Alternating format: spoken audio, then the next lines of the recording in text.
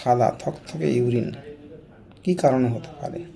Urine সাধারণত পরিষ্কার স্বচ্ছ হালকা হলদে রঙের হয়, কিন্তু যখন সেটা থকথকে হবে, সাদা হবে, অস্বচ্ছ, একদিক থেকে আরেক দিকে দেখা যাবে না, ভাতের ফ্যানের মতো, অবশ্যই জানবেন যে এটি কিন্তু অনেক বড় একটি চিন্তার কারণ।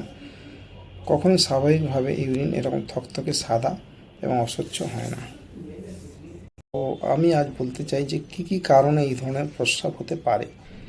এটা মনে রাখবেন, কোনো লক্ষণ থাক আর না থাক, কোনো রকম উপসর্গ সিমটম আপনার থাক বা না থাক, সাদা পেচ্ছাপ যদি হয় সেটা অবশ্যই চিন্তার কারণ। প্রথম যেটা বলে রাখি, অল্প বয়স্ক ছেলেদের মধ্যে এবং খুব বয়স্ক বৃদ্ধ বয়সে প্রস্রাবের সাথে যদি বীর্য বা সিমেন মিশে যায় তাহলে কিন্তু পেচ্ছাপ থকথকে হতে পারে। সেটা কিন্তু পার্মানেন্ট হবে না, অর্থাৎ সকালে হয়তো প্রথম পেচ্ছাপটা এরকম হলো, তারপর ঠিক হয়ে যাবে, সুতরাং সেটা চিন্তার না। এটাকে অনেক সময় রেট্রোগ্রেড ইজাকুলেশন বা নাইট ফলস হলে অনেক সময় ইউরিথ্রাতে বা ইউরিনারি ব্লাডারের মধ্যে, ইউরিনারি ট্র্যাক্টের মধ্যে যদি সিমেন্ট থেকে যায় সেটা বেরিয়ে আসে আর্লি মর্নিংয়ে, এটা চিন্তার নেই।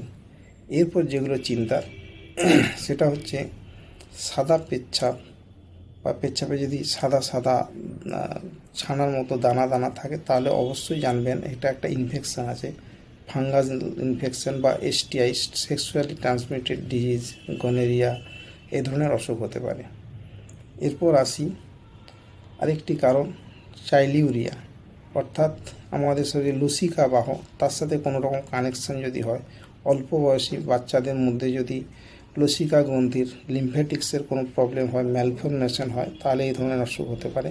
শরীর যদি এর সাথে ফুলে যায় এবং শরীরে যদি প্যারাসাইট কৃমি ধরনের কোনো জার্মস থাকে, যা শুধু পেটে নয়, পেটের বাইরে এক্সট্রা ইন্টেস্টিনাল যে কৃমি, যে উচেরিয়া, ব্যাংক্রপ্টি, এই ধরনের যে ফাইলেরিয়াসিস, এই ধরনের কোনো অসুখ যদি হয় তাতে কিন্তু এই সাদা পেচ্ছাপ হতে পারে।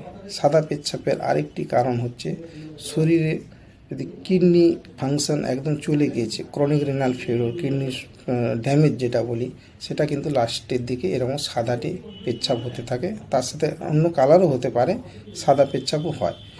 আর একটা হয় প্রোটিন, ইউরিনে যদি অনেক প্রোটিন বেশি হয়, প্রোটিন ইউরিয়া থকথকে একটা যে গেঁজে যাওয়া যে ইউরিন হয়, তো যেটাকে আপনার প্রোটিন ইউরিয়া বলি, তো এই ধরনের যদি প্রোটিন বেশি থাকে, 24 ঘন্টার মধ্যে যদি 2 গ্রামের বেশি প্রোটিন বেরোয়, তখন এই ধরনের থকথকে সাদা ইউরিন হতে পারে। আরেকটা কোলেস্টেরল যদি মাত্রা শরীরে অনেক বেশি থাকে তাদের এই ধরনের ইউরিন হতে পারে।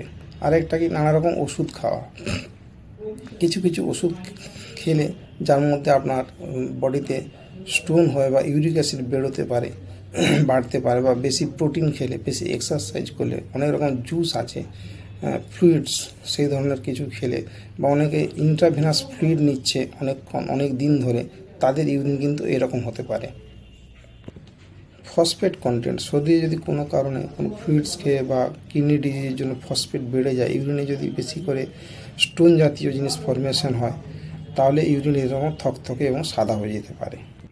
তো বন্ধুরা, এগুলি কয়েকটি কারণ মাত্র, এছাড়াও অনেক কারণ থাকতে পারে। সুগার হতে পারে, প্রেগনেন্সি হতে পারে, যেসব কারণ, অনেকে থাইরয়েডের প্রবলেমের জন্য হতে পারে, অনেকে পেটের মধ্যে পেরিটোনাইটিস হয়ে গিয়েছে, এরকম কারণ অনেক থাকতে পারে।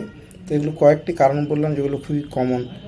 তো আপনারা, এটাই আমার বলার যে যদি থকথকে সাদা ফ্যানের মতো ইউরিন হয়, জানবেন যে কোনো না কোনো একটা অসুখ আছে। এটা কখনোই অবহেলার ব্যাপার না, এটা অবশ্যই আপনাদেরকে ইউরিনের পরীক্ষা করাতে হবে এবং ডাক্তারবাবুদের সাথে আপনারা যোগাযোগ করবেন। অন্যান্য অনেক টেস্ট করেই তবেই জানা যাবে যে আসল কারণটা কী এবং সেই মতো চিকিৎসা করাতে হবে। ধন্যবাদ।